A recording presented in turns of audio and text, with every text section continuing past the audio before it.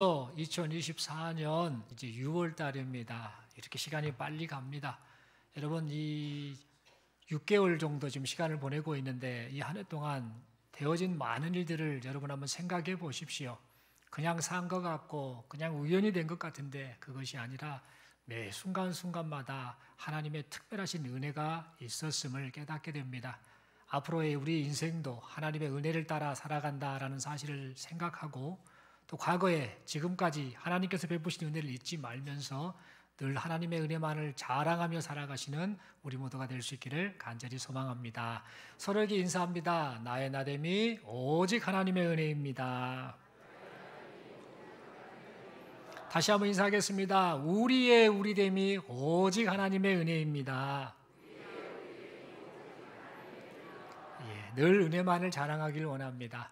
이 시간 저는 갈 길을 다 가기까지라는 제목 가지고 함께 하나님 말씀 받기를 원합니다.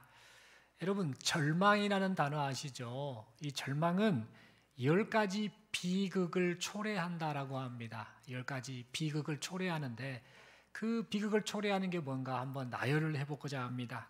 첫째, 이 절망은 끊임없는 근심을 가져온다고 합니다. 그리고 이유 없는 불평을 가져오고 견딜 수 없는 고독을 가져오고 타오르는 미움을 가져오고 꺼지지 않는 분노를 가져오고 해답 없는 회의감을 가져오고 규명되지 않는 공포를 가져오고 치유되지 않는 질병을 가져오고 회복되지 않는 노쇠를 가져오고 그리고 마지막으로 돌이킬 수 없는 죽음을 가져온다라고 말을 합니다. 그러니까 이놈의 이 절망 때문에 사람이 완전히 망하게 되는 것이지요. 그래서 이 절망은 사람을 망하게 하는 앞잡이입니다. 실존주의 철학자이자 우리와 함께 예수를 믿고 고백했던 과거의 철학자 이 키에르케고르는 그래서 이 절망에 대해서 뭐라고 말했는가? 절망은 죽음에 이르는 병이다라고 그렇게 규정을 했습니다. 이 절망이 얼마나 사람을 힘들게 하고 고통스럽게 하고 괴롭게 하고 망하게 하는지를 모릅니다.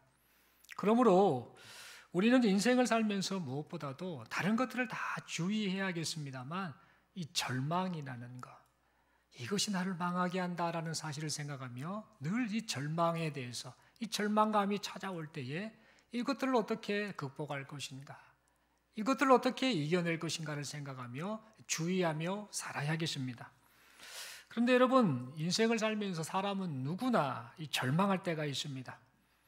열심히 살아왔는데 건강의 문제가 찾아오거나 경제적인 어려움이 찾아오거나 예기치 않은 여러 어려움이 찾아와서 우리를 짓누를 때 우리도 모르게 절망에 빠질 때가 있습니다.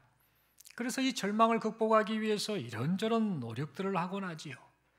그러나 그 절망감에서 쉽게 벗어나지 못하는 사람들의 모습을 보곤 합니다. 그렇다면 여러분, 이런 질문을 한번 해봤으면 합니다. 이토록 이 절망감이 사람을 고통스럽게 하고 망하게 하는데 이 절망감이 예수 믿는 성도들에게는 찾아오지 않는 것일까요? 여러분, 이 질문을 하면 여러분들은 이미 답을 다 알고 계십니다. 여러분, 성도님이시지 않습니까? 예수 믿는 분들이시지 않습니까? 그런데 여러분에게도 지금까지 살아오면서 많든 적든 수시로 절망감이 있었기 때문에 예수 믿는 사람들에게도 절망감은 있더라라고 여러분들은 아마 속으로 그렇게 대답하셨을 것입니다. 여러분, 성도도 사람인지라 살아가면서 절망감에 빠질 때가 있습니다. 오늘 본문의 말씀을 보니까 이 자타가 공인하는 하나님의 사람 누구입니까? 엘리야 선지자. 자타가 공인하는 하나님의 사람 엘리야 선지자도 지금 이 절망의 늪에 빠져서 헤어나오지 못하고 있음을 보게 됩니다. 여러분, 이 엘리야 선지자는 이 바알 숭배로 타락한 북이스라엘 백성들을 향해서 하나님의 말씀을 담대히 선포하며 살았습니다. 엘리야가 활동하던 당시 이 북이스라엘이 이 바알 숭배에 빠져 있었던 이유가 뭔가? 그 이유는 이 북이스라엘을 다스리던 이 아합 왕이 시돈이라는 나라, 바알 숭배의 진원지라고 불리는 그 나라의 공주 이세벨이라는 여자와 결혼한 이후에 이 바알 숭배의 그 영향을 그대로 받아버렸기 때문입니다. 게다가 이제 아내의 말을 듣고 아내가 믿는 그 신앙의 영향을 받은 아하방, 그리고 이 왕비 이세벨, 이들의 이 좋지 못한 우상 숭배의 모습이 누구에게 영향을 갖겠습니까? 바로 백성들에게 그대로 갔던 것이죠. 그래서 이 북이스라엘 자체가 바알 숭배로 지금 물들어 버렸던 것입니다. 그래서 이 모습을 보신 하나님께서는 우상 숭배에 빠진 북이스라엘이 회개케 하시기 위해서 죄악을 회개하라라는 그런 목적을 가지고 엘리야를 선지자를 불러 사용하셨습니다. 그리고 엘리야를 사용하실 때에 먼저 무엇을 하셨는가? 엘리야로 하여금 하나님의 능력, 하나님의 살아계심을 먼저 경험케 해주셨습니다. 대충 어떤 일들을 행하셨는가? 엘리야가 하나님의 선지자를 불러서 부름을 받고 이제 이 아하방 앞에서 수년 동안 이제부터 비가 내리지 않을 것입니다 라고 말을 선포케 하셨는데, 그 말대로 실제로 3년 반 동안 비가 내리지 않는 그런 하나님의 능력을 엘리야를 통해 나타내 보여주셨습니다. 그리고 이 엘리야가 그리시네가에서 이제 비가 오지 않으니 이제 가뭄이 지고, 또 게다가 이제 비를 내리지 않게 하는 그 원인이 엘리야에게 있으니 왕이 가만두겠습니까? 피해서 이제 그리시네가에 있을 때에 먹을 것이 없는 이 엘리야를 향해서 하나님께서 까마귀를 보내주셔서 까마귀를 통해 떡과 고기를 물어다가 엘리야의 생명을 유지시켜 주셨습니다. 놀라운 경험을 했던 것이지요. 뿐만 아니라 엘리야 선지자를 통해서 무엇을 하셨는가? 사르밧에 사는 어느 과부와 아들이 있었는데, 이들이 가뭄에 져서 먹을 것이 없을 때에 하나님께서 엘리야를 통해서 곡식가루와 또 기름통에 이 모든 것들이 가득 차는 그런 놀라운 능력까지 베풀어 주셨습니다. 엘리야를 통해서 이제 병으로 죽은 사르밧 과부의 아들까지도 하나님께서는 살려주셨습니다. 어디 그뿐입니까? 갈멜산에서 바알 선지자, 아세라 선지자 850명이나 됩니다. 그들과 850대 1로 엘리야는 하나님께서 불을 내려주심으로 물에 젖은 제단이 다 타버리는 그런 놀라운 능력까지 경험을 하게 되었습니다. 뿐만 아니라 수년 동안 비 한 방울 내리지 않던 그런 상황 속에서 하나님께서는 엘리야의 기도에 응답하셔서 큰 비가 내리게 하는 그런 능력도 베풀어 주셨습니다. 그러니까 엘리야는 삶 자체가 하나님의 능력을 경험한 삶이었습니다. 하나님의 그 살아계심을 경험한 삶이었습니다. 그래서 이 엘리야의 삶은 절망이라는 단어가 전혀 어울리지 않을 것 같은 그런 삶의 연속을 했던 것입니다. 그런데 오늘 본문의 말씀을 보니까 이 엘리야, 그 인생 자체가 하나님의 살아계심, 하나님의 능력을 경험한 인생이었음에도 불구하고 지금 이 엘리야는 심각한 절망에 빠지고 말았음을 보게 됩니다. 한 번 빠지면 스스로는 절대 빠져나올 수 없을 것 같은 이 늪에 빠진 것처럼 하나님의 사람 엘리야가 절망의 늪에 빠지고 말았던 것입니다. 그렇다면 여러분, 엘리야가 하나님께서 베푸신 놀라운 일들을 경험했음에도 불구하고 절망의 늪에 빠져서 이렇게 허우적거리고 있었던 그 이유가 무엇 때문일까요? 여러분, 그 이유는 먼저 오늘 보면 3절 말씀처럼 엘리야가 자기가 처한 형편만을 보았기 때문입니다. 여러분, 엘리야 선지자는 속으로 이렇게 생각했을 겁니다. 이제 바알과 아세라 선지자를 물리쳤다. 그리고 하나님이 은혜 베푸셔서 수년 동안 내리지 않던 비가 이제 내렸다. 그러니 이제 아하방, 우상 숭배에 빠졌던 아하방이 정신을 차릴 것이다.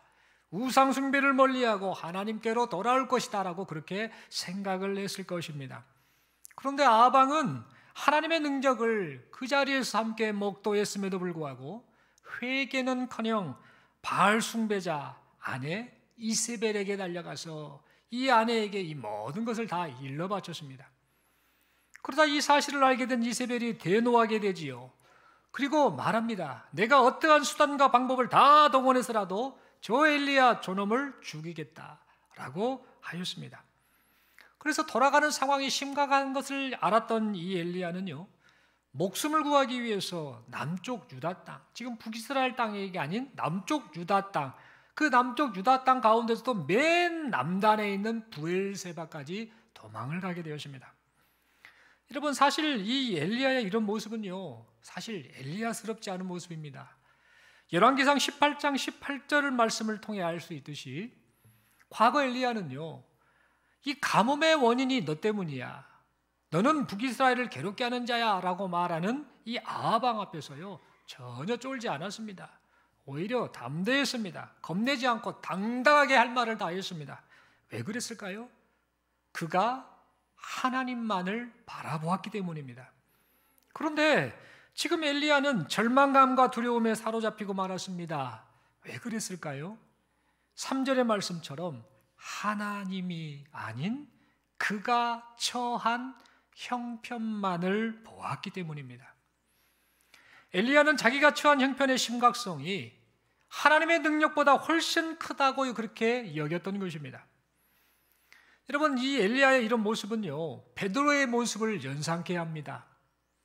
신약성경 마태복음 14장 29, 30절의 말씀을 보면은요, 베드로는 물 위로 걸어오너라 라는 이 예수님의 말씀을 듣고 예수님을 바라보며 물 위를 걷게 하시는 예수님의 능력을 경험했습니다. 그런데 그렇게 걷다가 거센 바람을 보고는요, 무서워서 물속에 빠져버리고 말았습니다.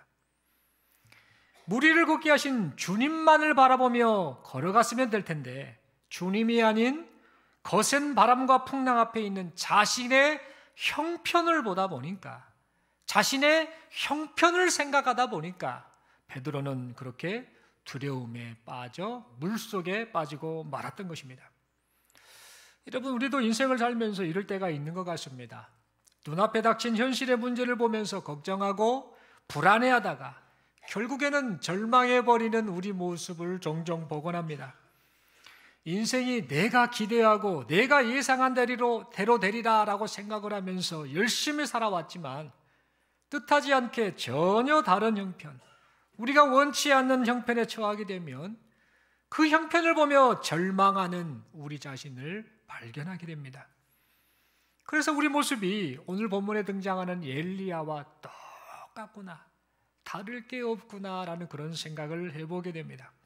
그러므로 여러분, 우리가 진정 하나님을 신뢰하며 사는 성도다라고 한다면 우리가 처한 형편이 아니라 오직 하나님만을 바라보며 살아가시는 우리 모두가 되어야겠습니다.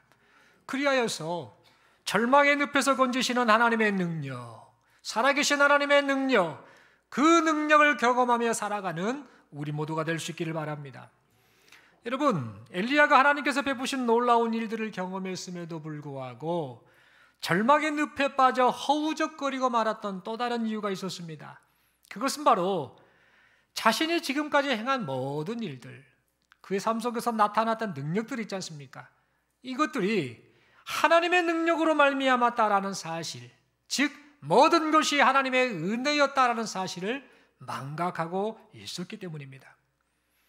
여러분, 엘리야는 자신이 지금까지 행한 모든 일이 하나님의 능력으로 말미암았다라는 사실을 망각하고 있었기 때문에 오늘 보면 4절 말씀입니다. 4절 말씀처럼 이런 고백을 합니다. 나는 내 조상들보다 낫지 못하니이다 라는 자기 한탄의 말을 하고 말았습니다. 여러분, 엘리야가 하나님께 이런 고백을 했던 것은요, 자신의 무능력, 자신의 무기력함을 절실히 느끼고 있었다라는 것을 의미합니다. 그는 자신이 처한 상황 속에서 자신이 할 수 있는 것이 아무것도 없다라는 것을 알았던 것이지요. 그래서 나는 무능해요, 나는 아무것도 못해요 라는 의미로 나는 내 조상보다 낫지 못하니이다라고 그렇게 고백하였던 겁니다. 여러분, 어찌 보면 이 엘리야의 모습이 겸손한 것처럼 느껴지는데 이것은 겸손의 표현이 아닙니다. 어떤 표현입니까? 자신의 능력 없음을 한탄하는 겁니다. 내가 왕년에 이런 일도 했었는데 지금 나는 아무것도 할 수 없는 그런 처지입니다 라고 하며 자신의 무능력함을 한탄하며 했던 말이 바로 이 고백이었던 겁니다. 그런데 여러분, 이렇게 말하는 엘리야가 반드시 기억했어야 할 것이 있습니다. 그것은 그가 이 북이스라엘 땅에서 선지자로서 활동하면서 많은 능력을 나타낼 때에 그 능력을 나타내게 한 주체가 엘리야 자신이 아닌 하나님이셨다라는 사실입니다. 다시 말해서 사르밧 과부의 집에 곡식가루, 기름 이것이 끊어지지 않게 하고 사르밧 과부의 죽은 아들이 다시 살아난 것은 오직 하나님의 능력 때문이었습니다. 갈멜산에서 엘리야의 제단에 불을 내린 것도 엘리야의 능력이 아닌 하나님의 능력이었습니다. 3년 반 동안 비가 오지 않던 대지 위에 단비가 내린 것도 엘리야의 능력이 아닌 하나님의 능력이었습니다. 엘리야에게 특별한 능력이 있어서 그런 일이 나타났던 것이 결코 아니었습니다. 여러분, 이러한 사실을 신약성경 야고보서 5장 17, 18절 말씀에서 확인시켜주고 있습니다. 엘리야는 우리와 성정이 같은 사람이로되 그가 비가 오지 않기를 간절히 기도한즉 3년 6개월 동안 땅에 비가 오지 아니하고 다시 기도하니 하늘이 비를 주고 땅이 열매를 맺었느니라. 여러분, 이 말씀처럼 엘리야가 특별한 능력이 있어서 여러 기적을 행한 것이 아니었습니다. 그가 믿고 의지하는 하나님께 기도할 때에 하나님께서 능력을 베풀어 주셨던 것입니다. 그러므로 여러분, 엘리야는 자신이 처한 형편을 보면서 자신의 무능함을 한탄할 것이 아니라 오히려 무능한 자신을 통해 일하시는 하나님, 무능한 자신을 통해 일하시는 하나님, 그 하나님만을 바라보고 의지했어야 했습니다. 그런데 이 엘리야는 하나님의 능력보다 자신의 연약함을 더 의식하다 보니 안타깝게도 절망의 늪에 빠지고 말았던 것입니다. 여러분, 우리도 인생을 살면서 이겨내기 힘든 어려움을 만날 때가 있습니다. 노력하고 또 노력해도 해결되지 않는 문제들 때문에 너무 괴로워할 때가 많습니다. 그래서 마치 이 비참함을 상징하는 로뎀나무, 이 로뎀나무의 원어적 의미가 이 나무의 의미가 비참함을 상징하는 그런 단어인데요. 이 비참함을 상징하는 로뎀나무 아래에서 엘리야가 이런 고백을 했지 않습니까? 차라리 죽는 게 낫겠다 라고 고백했던 이 엘리야의 모습을요, 오늘날 이 시대를 살고 있는 우리들 역시 고난 앞에서 이 절망 때문에 나도 차라리 그래야 되는가 라는 그런 생각을 갖게 될 때가 있습니다. 그래서 그런 지금의 형편이 너무 이겨내기 힘들다 보니까 이런 생각까지 하죠. 오늘 밤 잠을 자면 차라리 내일 아침에 눈이 안 떠졌으면 좋겠다. 지금 현실이 너무 힘들구나 라고 하면서 내일이 없었으면 좋겠다. 이 고통을 내가 어찌 이겨낼까라고 하며 그렇게 스스로 자포자기하는 반응을 보일 때가 있더라라는 겁니다. 여러분, 이런 우리를 향해서 우리 하나님께서는 오늘 본문의 말씀을 통해 지금 우리에게 말씀해주고 계십니다. 지금까지 살아온 너의 삶, 그 삶 내가 인도했다. 내가 내 능력으로 너를 보호하고 이끌었다. 그러니 나만 의지하고 나만 바라보아야 하지 않겠느냐. 그동안 살면서 경험한 은혜, 그 많은 은혜를 생각해 봐라. 내가 너를 그대로 내버려 두겠느냐, 내가 너를 모른다 하겠느냐라고 지금 우리에게 말씀하고 계십니다. 여러분, 그러므로 우리는 인생을 살면서 내 힘으로 지금까지 왔고 앞으로도 내 힘으로 무엇이든지 할 수 있다라는 그런 착각, 그 착각을 어서 빨리 버릴 수 있기를 바랍니다. 지나온 모든 세월, 이 모든 것이 하나님의 은혜이고 하나님의 능력으로 되어졌다라는 사실을 늘 고백하면서 우리 인생 시간 동안에 오직 하나님만을 바라보며 살아가시는 우리 모두가 될 수 있기를 바랍니다. 그리하여서 절망의 늪에서 건지시는 하나님의 능력을 순간순간마다 경험하고 간증하는 우리 모두가 될 수 있기를 바랍니다. 여러분, 엘리야가 하나님께서 베푸신 놀라운 일들을 경험했음에도 불구하고 절망의 늪에 빠지고 말았던 또 한 가지 이유가 오늘 본문을 통해서 나타나고 있습니다. 그것은 엘리야가 지금 자신이 처한 이 형편 상황 속에서 무슨 생각을 했었냐면, 나 혼자 외롭게 남아있네, 나 혼자 버려져 있네, 지금 나 혼자 고립되어 있네 라는 그런 착각을 하고 있었기 때문에 지금 이 엘리야는 그렇게 절망을 하고 말았던 것입니다. 여러분, 오늘 본문 뒷부분에 보면 10절을 보면은요, 엘리야는 자신을 찾아오셔서 엘리야야, 네가 어찌하여 여기 있느냐, 네가 어찌하여 이러고 있느냐라고 찾아오신 하나님께 다음과 같은 대답을 하였습니다. 그가 대답하되 내가 만군의 하나님 여호와께 열심히 유별하오니 이는 이스라엘 자손이 주의 언약을 버리고 주의 제단을 헐며 칼로 주의 선지자들을 죽였음이오며 오직 나만 남았거늘, 오직 나만 남았거늘 그들이 내 생명을 찾아 빼앗으려 하나이다. 여러분, 이런 고백을 하며 하나님, 나 혼자 지금 버려졌어요, 나 혼자 이렇게 남아서 고통하고 있어요 라고 이렇게 고백을 했던 겁니다.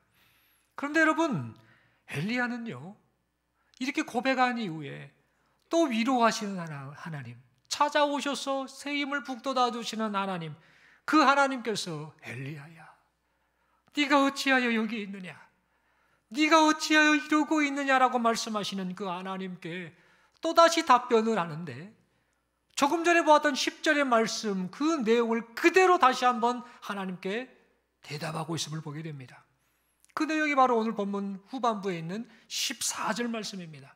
그가 대답하되 내가 만군의 하나님 여호와께 열심히 유별하오니 이는 이스라엘 자손이 주의 언약을 버리고 주의 제단을 헐며 칼로 주의 선지자들을 죽였음이오며 오직 나만 남았거늘, 오직 나만 남았거늘 그들이 내 생명을 찾아 빼앗으려 하나이다.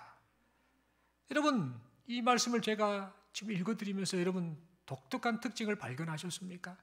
10절 말씀과 14절 말씀이 동일합니다. 조사 하나 틀리지 않고 동일한 대답을 지금 엘리야가 하나님께 한 겁니다.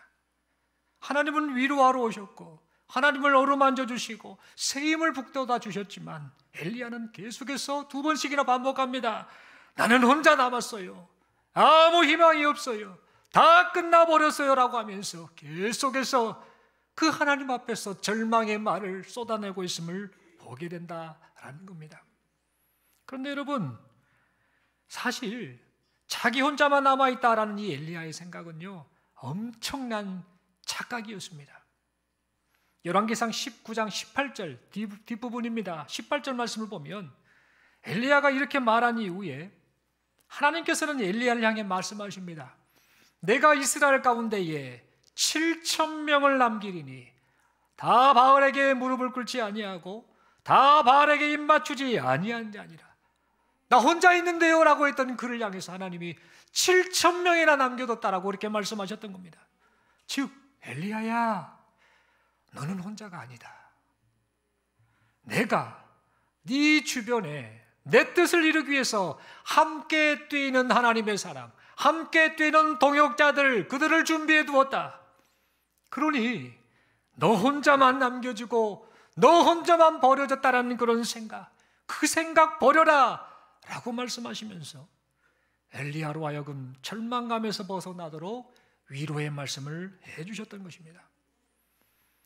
여러분, 우리도 살면서 이 세상에 혼자 버려진 것 같고 나 혼자 고립되어 있는 것 같다라는 그런 외로움으로 인해서 심한 절망감에 빠질 때가 있습니다.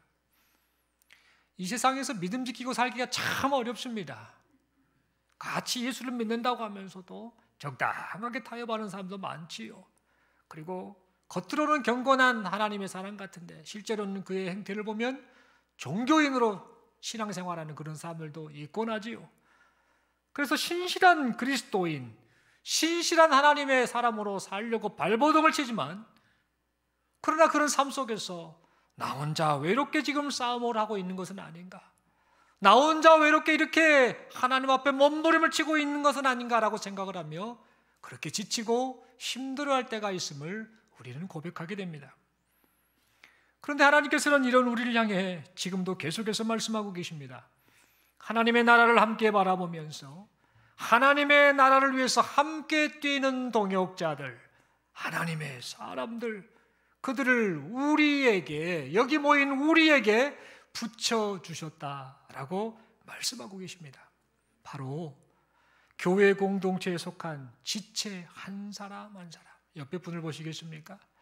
옆에 있는 그 한 사람 한 사람이 바로 바알에게 숭배하지 아니한 7,000명의 사람과 같다라고 말씀하고 계십니다.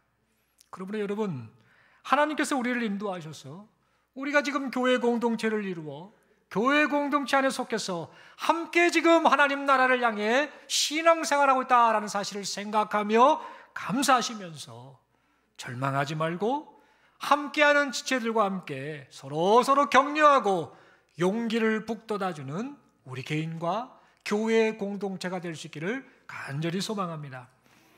여러분, 이처럼 엘리야는 자기가 처한 형편만 보고 그동안 하나님께서 베푸신 능력을 망각한 채 나 혼자 남았다라는 외로움 속에서 계속해서 절망하였습니다. 그런데 이때 하나님께서는 어떻게 하셨습니까?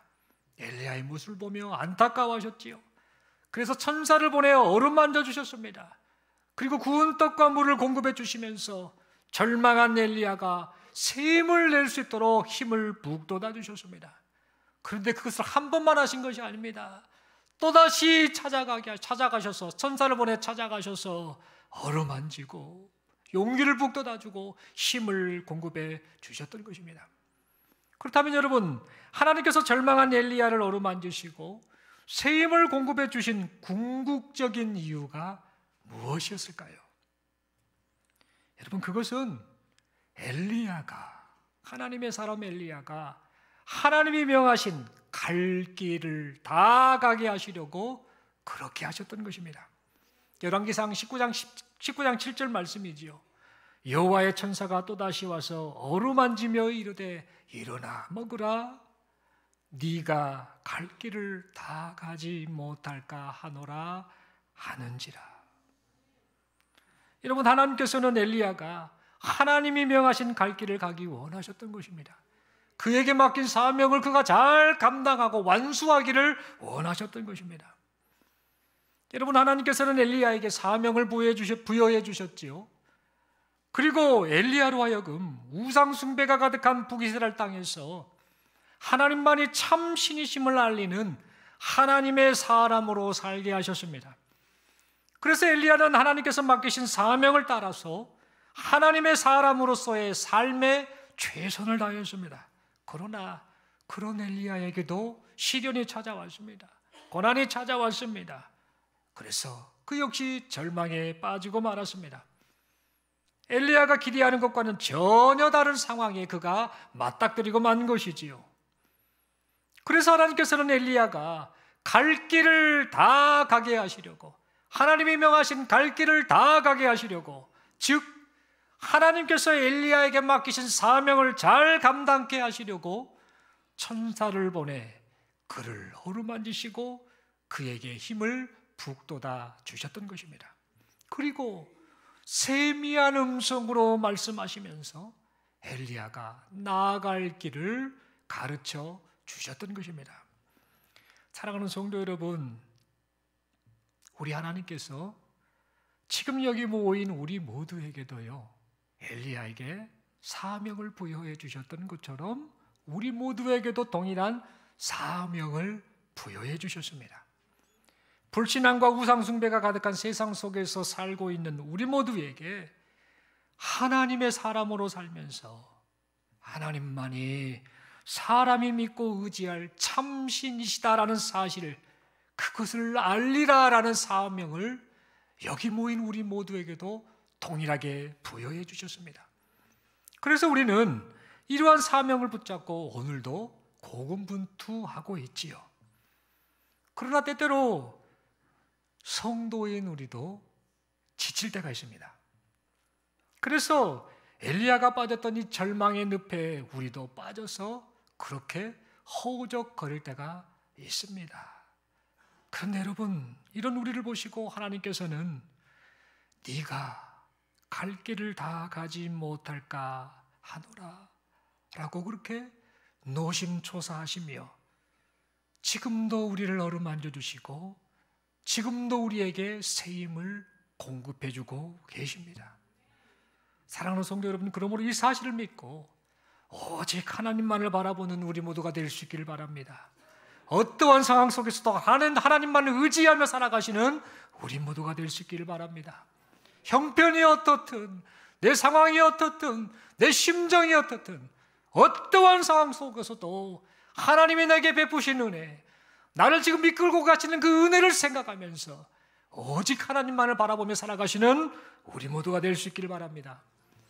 여러분, 이 세상 속에서 하나님의 사람으로 살아가시면서 많이 힘드실 것입니다. 내가 하나님의 사람으로 살고 있다는 그 이유 하나 자체가 어찌 보면 인생을 힘들게 할 수도 있는 그런 세상, 그런 시대를 우리는 지금 살고 있습니다. 여러분, 질문 한번 드려봅니다. 혹시 지금 처한 형편이 검은 먹구름이 몰려온 것 같은 그런 형편이지는 않습니까?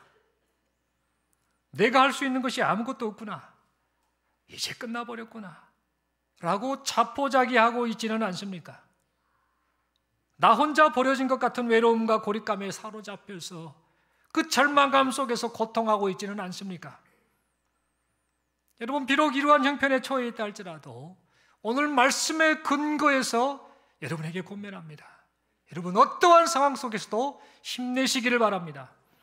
하나님께서 지금도 여러분과 함께하고 계심을 믿고 그 하나님만을 바라보며 힘을 내시기를 바랍니다. 지쳐있는 여러분을 향해 네가 갈 길을 다 가지 못할까 하노라라고 안타까워하시며 노심초사하시며 여러분을 어루만지시고 새 힘을 공급해 주시는 그 하나님만을 바라보면서 힘을 내시는 여러분 되시기를 바랍니다.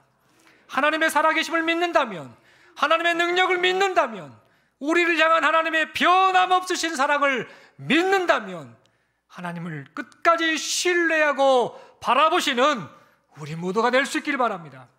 그리하여서 엘리야가 하나님의 공급하신 힘으로 결국 어떻게 됩니까? 하나님이 가라고 하셨던 그 길을 끝까지 완주했습니다. 하나님의 뜻을 이루는 그 인생을 살았습니다. 그랬던 것처럼 우리 모두도 우리에게 하나님이 허락하신 인생 시간 동안에 하나님의 힘주심을 힘입어서 하나님이 허락하신 이 사명의 길, 이 길을 힘있게 걸어 나아가시는 우리 모두가 될 수 있기를 간절히 소망합니다. 우리 하나님께서 지금도 우리 개인의 인생 발걸음을 계속해서 인도하고 계심을 믿습니다. 우리 서로에게 인사하겠습니다. 하나님이 당신의 하나님이십니다. 한 번 더 인사하겠습니다. 하나님께서 지금 당신을 인도하고 계십니다. 한 번 더 인사합니다. 하나님께서 당신을 통해 뜻을 이루실 것입니다. 좀 어색할 수도 있겠습니다. 옆에 분 딱 손 한번 잡아주시면 좋고 주먹을 쥐든지 인사를 하면서 함께 인사하겠습니다. 함께 힘냅시다. 아멘이십니까? 하나님만 바라보고 하나님만 의지하는 여기 모인 우리 모두에게 하나님의 한량없으신 은혜가 충만할 줄로 믿습니다. 기도드리겠습니다. 하나님 아버지, 감사합니다. 말씀 받았습니다.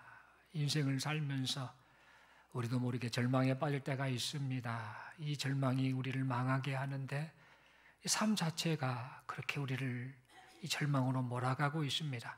그런 상황을 엘리야 선지자도 똑같이 겪었음을 봅니다. 하나님, 오늘 말씀을 통해 하나님을 바라보기를 원합니다. 하나님만 의지하기를 원합니다. 그리고 하나님께서 우리에게 맡기신 그 사명, 가야 할 길 끝까지 걸어가도록 인도하신 그 하나님만을 바라보면서 오직 하나님의 은혜만을 자랑하며 살아가는 우리 모두가 되게 하여 주옵소서. 사랑하는 성도들 마음에 하나님 새 힘을 주시옵소서. 평강을 주시옵소서. 하나님의 은혜가 충만케 하여 주옵소서. 살면서 어떤 문제, 어떤 아픔, 어떤 고통이 찾아와 절망감으로 몰아간다 할지라도 하나님 한 분이면 됩니다.